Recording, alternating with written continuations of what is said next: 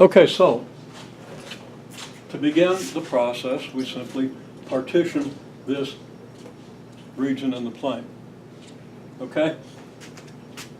And the region, again, is 2 less than or equal to x less than or equal to 6, and 2 less than or equal to y less than or equal to 9 over x. Okay? Again, for any x, y starts at 2 and goes up to 9 over x, right? So if you need to review that in the video, you can, but it's simple enough. Okay? Isn't the x bounded by 2 and 9/2? You're right. We would have gotten a very strange result there, which might even been, well, never mind. Okay. Thank you. Ready? So here's 2, 9/2, here's 2, here's 9/2. We've got the projection lines and so forth. Okay? Okay, so I'm going to partition it this way.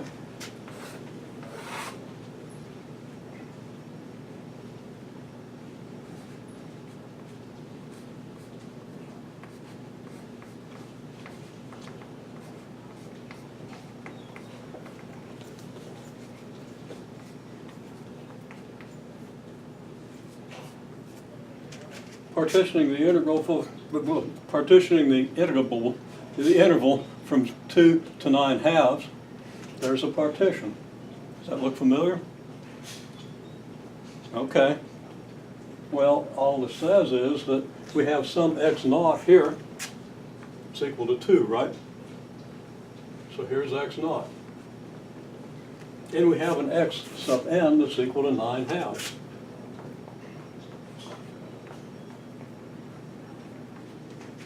Okay?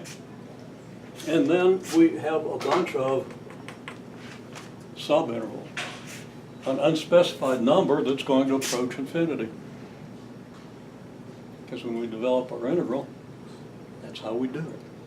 And you certainly should have done this with Riemann sums and so forth. I'll bet you did. I'll talk to Mr. Gallagher. Okay? Now, in particular, we have some interval that runs from x sub I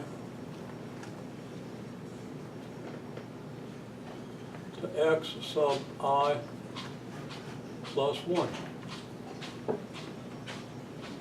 And actually, being careless, not thinking through what I'm doing,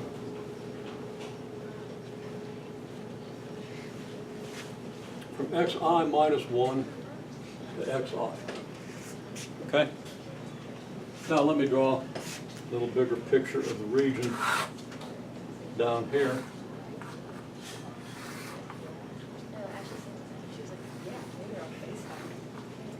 Okay? So here's x naught. Here's xn. Okay? And then here's some interval from x sub I minus 1 to x sub I, where I can be any number from 1 to n. If I is 1, then what is x I minus 1? It's x, what's I minus 1 if I is 1? 0. Yeah, that's x0, and this is x, I still 1. x1. So if I is 1, this is the first interval, right? It goes from x0 to x1, whatever that might be. Bunch of little intervals. Okay? I'm making this interval a little bigger so I can label it. Okay? But you imagine these intervals are very tiny. So we have a notation now that allows us to talk about any interval. We just give I some number between 0 and whatever n is, or between 1 and whatever n is, right?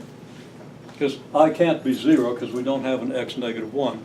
Our partition goes from x0 to xn, right? Okay? This is just a way of symbolizing how we break this up. Well, what do we do here? we can project, or we can just draw the lines between xi and xi minus 1, right? And now, look here, there's some region inside of this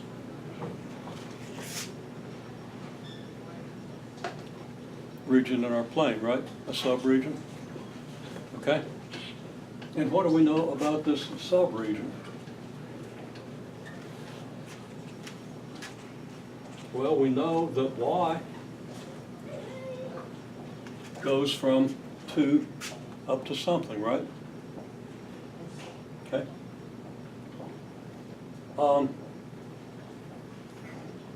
Running into a problem with labeling. Probably need a bigger picture, like I keep nagging you guys here. This is much bigger than the ones I see in your papers. Still, I'm the one that should know better. Okay, some coordinate between xi minus 1 and xi, we're going to call that coordinate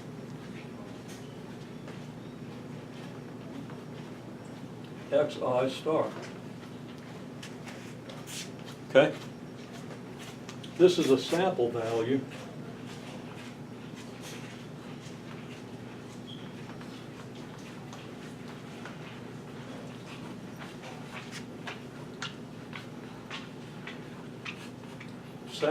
of x in the interval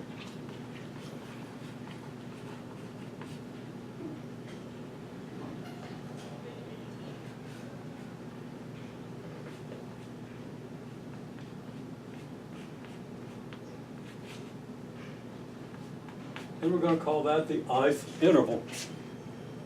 Intervals would be numbered from I equals 1 to n, right? So n intervals. Xi star is a sample value, sample point, okay?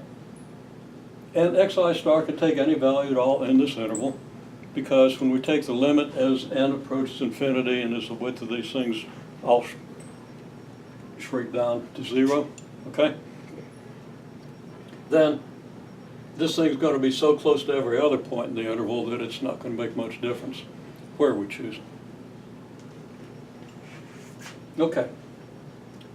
Well, that's good. Now, we go ahead and draw the interval here, and I could easily run this thing well over my 15-minute maximum.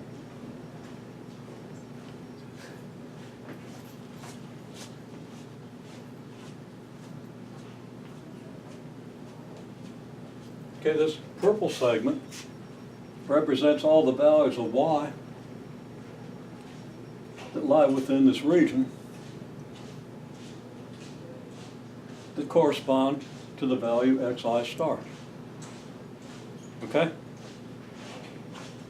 Make sense? And what we do then is we say, okay, well, this is 2, and this is, well, what's the y coordinate then of this point? F of x star. Remember, we're just talking about the curve y equals 9 over x, right? We're not into 3 dimensions yet. AC said f of x star. It's a pretty good answer, but f was the name of our function in 2 variables, right? So 9 over x star.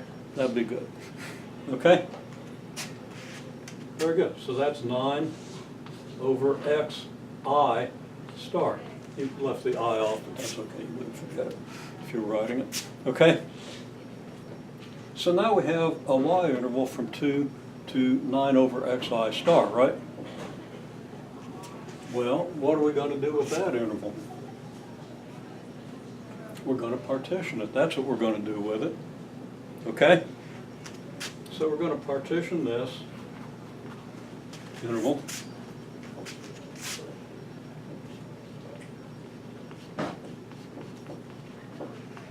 and the partition is going to be 2 equals y sub 0,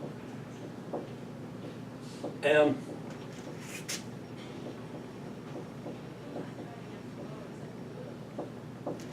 we'll call it y sub 0 I. I'm trying to decide which order I want.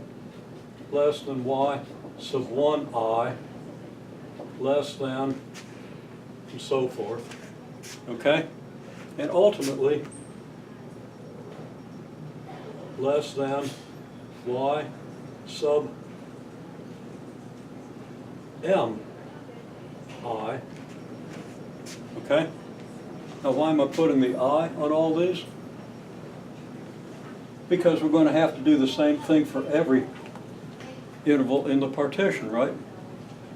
So this only corresponds to the ith interval of the X partition, okay? So if we have a different number for I, we're going to have a different partition for Y. And this is, of course, then, I wrote less than. If I stop talking and writing at the same time, but I can't do that. Okay. Equals 9 over xi star. Now, you want something for the typical partition. So we're going to have a typical interval of the partition here. And this is the interval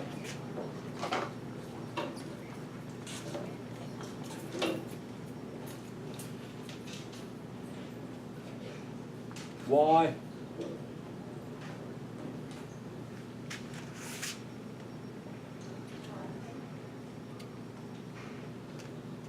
I use 0i, 1i, mi, okay?